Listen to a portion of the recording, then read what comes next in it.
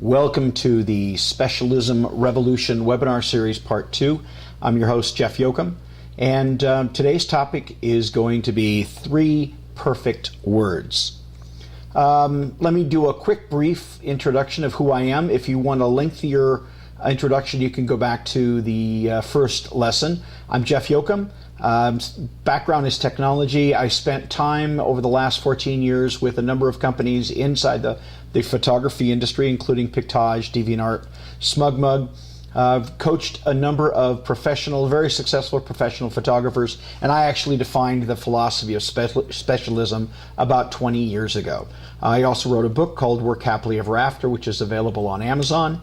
And I am the founder of Team X Academy, who hosts this webinar series. All right, so let's get down to brass tacks. A little review over webinar number 1, which was trying to define consumer behaviors. And consumer behaviors, we determined, fall into 3 basic categories. The bargainer, who focuses at status, brand, features, and price.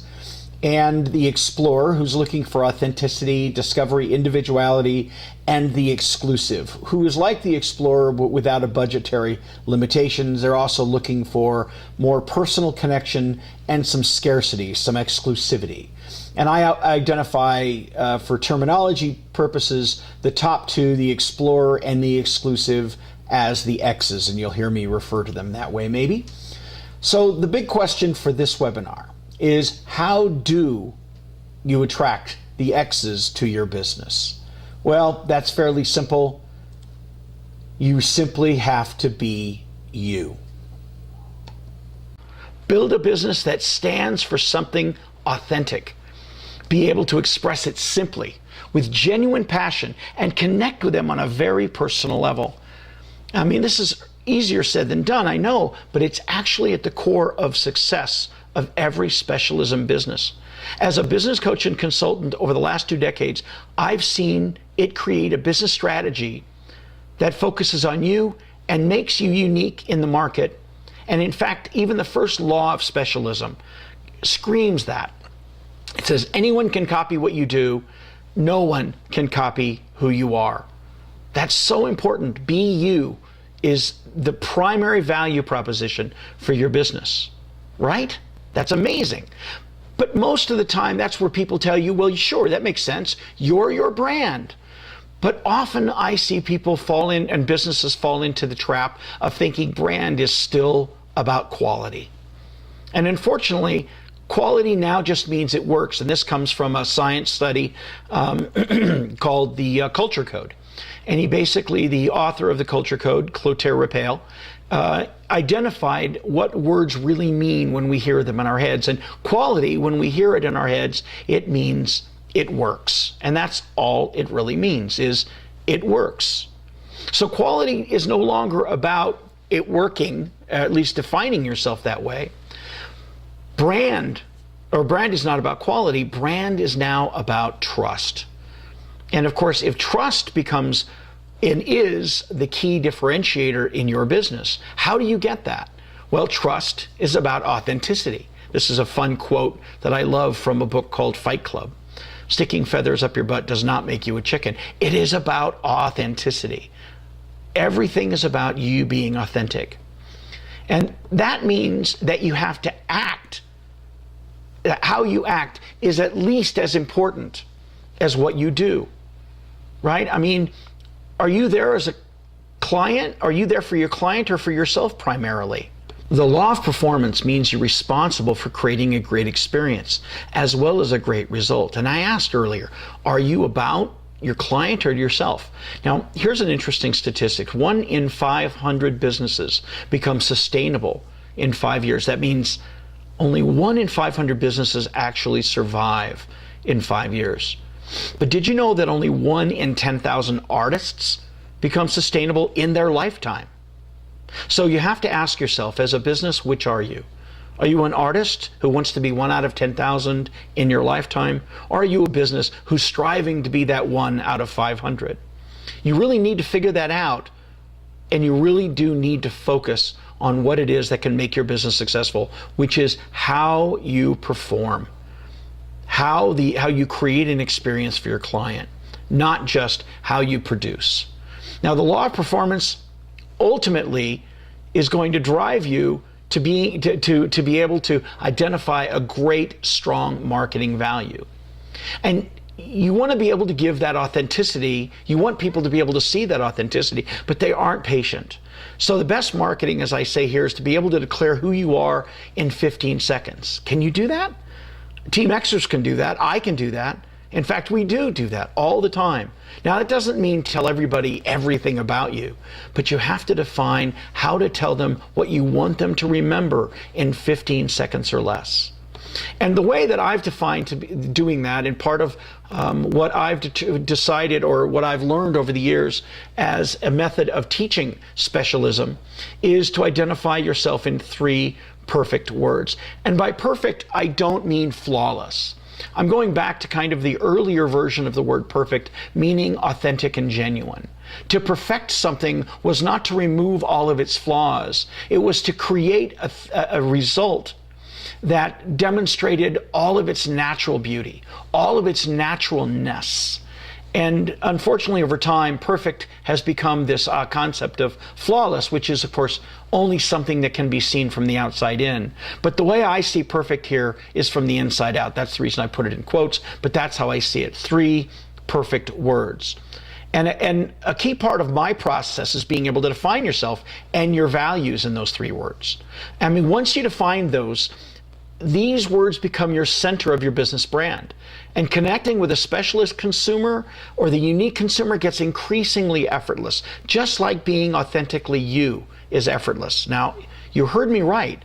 By creating an authentic business brand, successful marketing to big spenders becomes easy. Now, there is a caveat that getting to that point is heavy lifting. But once you get there, you can do it effortlessly and draw them to you. Well, how do those 3 words lay out? Well, in essence, I've defined the 3 words in the same way that I might define a peanut M&M. There are 3 basic ingredients, right? The peanut, the chocolate, and the shell. And I think of the peanut as 60% of who you are, and that's your emotional word. Wrapped around your emotional word is your social the social part of you, and wrapped in that is your polarizing word, which is the thing that keeps you somewhat protected.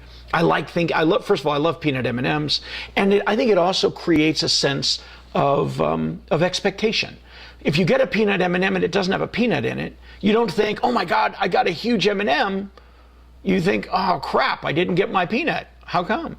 And the reality is there's no difference between a turbo M&M and a peanut M&M with no peanut. The difference is your expectation.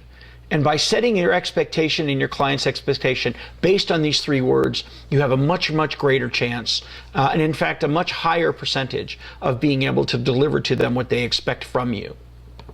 So let's break those 3 words down very, very quickly. In the 3 perfect word, the emotional word, that's the core of you. That's the one word you might put on your tombstone if you could have only one. That's the word that makes people who love you love you. And that is premised in the law of authenticity. The fastest way to create trust is by revealing non-critical imperfections. And when it comes back to that center of you, there's Brene Brown talks about this a lot, about vulnerability is power. And being able to identify a word that demonstrates your vulnerability at your core is the most powerful thing you can do in creating trust, as well as creating a wonderful target for who you want to be and what you want to celebrate about yourself. Now, the social word, this is why you get invited to parties. This is the word that everybody uses to tell other people about you. This is your secret social sauce. This is the thing that people who have just gotten to know you will say about you first, before they've gotten to know you deeply, or before they've been alienated by you. Your social word is also fundamentally based on one of the laws, the law of uniqueness, and that it's better to be one of a kind than it is to be different. And for you, that means that it's the celebration of what makes you unique, what makes you unusual, what makes you not the same. That 1/10 of 1% is the thing that you really want to celebrate in the law of uniqueness. And finally, the third word is polarizing. And this is where, as I put it, you have to agree to disagree. When peeps don't understand you, it rubs a little, but it's not enough to make you seriously consider. Now, thinking about those three words, how do they lay out? Well, let me give you an example. My emotional word is romantic or idealist, depending on the circumstance. That is at my center. Does that mean that I could easily get my heart broken? I trust too much? Yes, yes, yes, all of those things, because that's the power of who I am and what makes me tick. Even though could be considered a weakness. Do I love too much? I don't know. But what I do know is that without that, I wouldn't be who I am. And it's okay that it's delicate. It's okay. And now the social word for me is paternal. Now, people sometimes misunderstand that when I say I see things as fatherly. They think, oh, what I want to do is I want to act like your father and have you respect me. No, that's not important. The reason I came upon paternal for myself is two things. One, I found that I loved companies that I worked in where I was the paternal instinct or the paternal leader. I was most happy when I thought of my teams as family. But it really comes down to is I have an incredible desire to compete. As you might expect, in starting and building 3 tech companies and having a reasonable amount of success in my lifetime, I am a competitive guy. But you know who I don't want to compete with? I don't want to ever compete with my children. And so I discovered as I became a coach that the way that I could never let my ego get in the way of teaching or guiding my students is to see them as my children. So it's not important that you see me as your dad. It's only important that I see you as my kid. And that works for me. Whether it works for you or not becomes inconsequential. And then finally, my polarizing word, and that's confrontational. Now, don't misunderstand, that's not argumentative. I don't love getting into arguments or debates. I like it, but I don't love it. What I love, though, is being exhaustive in my research. I love the concept of confrontation and being able to question answers, not just answer questions, because I believe that's where success lies, and that's how I pursue it. And in the polarization, the law of polarization is a big one. To be loved, you must risk being unloved. And that really is where the strength of your personality comes in. All right, so now that we've looked at how those 3 words lay out, how do the behaviors of consumers fall into that? Remember, we have these 3 consumer behaviors: generalist, specialist, and unique. But we have matching behaviors in marketing categories for you in running your own business. You can identify your business as one that generalizes. And as a photographer, that's basically anyone who wants you to take a picture and operate your camera. They are a potential customer for you. Now, the reality is you must start understanding that those people who are looking for general commoditized services are also looking for the deal. And if you're not willing to give them the deal, your market will erode out from under you and go to somebody who is willing to live on 5% profit and give them the deal. And there's always going to be somebody out there who's willing to do that. Now, specializing and specialism are the 2 next step ups for your business. Specializing is niche, and that's where you may say, I'm only going to shoot weddings, or I'm only going to shoot families, or I'm only going to focus at this particular area of my business. And that specializing does give you some cachet. It does give you some capability of increasing your value proposition. But it's still about what you do. It's still about you saying, I'm only going to shoot weddings, whether it really fulfills you or not. And I can tell you that people who specialize, and that's where they stop, they have a modicum of success attracting the specialists and the uniques. But too often they slide back into generalization when the going gets rough, or when the market starts to become, when generalists start to approach them. Now, specialism is one step beyond that, and that is the philosophy of you or business being an extension of who you are authentically. And that's unlike specializing, where you are saying, I'm going to put myself into this category, this niche. You create a niche that is specific to who you are, and then the type of person and the type of work and other clients that you want to attract. So ultimately, when you come back to these pyramids, this concept, it really does come back to looking at pyramids again.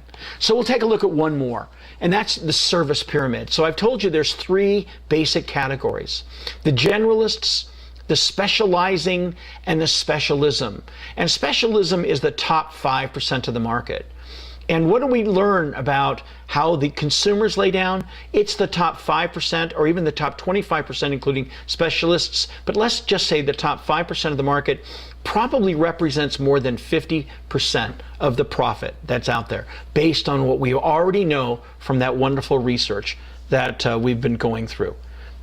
So, how do you get there? And where do you want to be? I mean, do you want to be at the top 5%? If you do, how can you get there? Let's take a look. One, for me, I've decided, I've done this in in a 4-step process, the business process, development process. I call it the Team-X method, where through coaching and through classes, the first thing you do is discover what it is that makes you unique. That is a personal thing. That is really where you define that nut, that chocolate, and the shell. And then you define them. Why do you matter to the market? Why should anybody care about your particular purpose or your particular attitude or your particular desire? What you want to achieve, how does that apply, and how does that intrigue, and how can other people discover that? And the next step is declare, and that's how does anyone know you matter? And that's where we take your words and your bio and your message, and we put them all and craft them into a way that everybody who interacts with you immediately understands what you stand for, immediately understand what you're about, and either leans in or leans out based on your message. And finally, delivery. That's where we really sit down and kind of talk about the simplicity of your website design, the images you're going to put up there. All of the text and all of the copy needs to reinforce that simple message that you've created, so that you can live your life effortlessly, and you can live your life without and run your business without the effort of actually having to be that chameleon. So with walking you through these 4 steps, this is basically how we achieve at Team-X Academy, and with Specialism, how we achieve the success. All right, so that takes us to the end. You're welcome to check out Specialism Marketing 101, which is a 12-week course we offer, and all of the details and the depth of what Specialism is. During this process, you will go through the 4 Ds, and at the end of that, you will have a website design and copy and everything that's working for you. And you can check it out at teamx.academy. And finally, if you're interested in one-on-one coaching, I still have some of that available. That's twice a month with myself and the Team-X mentors and coaches. But most importantly, and this is what it really comes down to, if you wish to get a deeper understanding, if you want to get a deeper understanding of the differences between uniques and specialists and generalists, not only can you get that through coaching, but you can also get that by hanging out in the group Specialism, facebook.com/groups Specialism. And that's where a lot of discussions occur, a lot of questions get answered, and we'd love to see you there. It's open to everyone, all are welcome, all are loved, and you can come and join us there. Thank you guys so much for taking the time, and I'll see you online.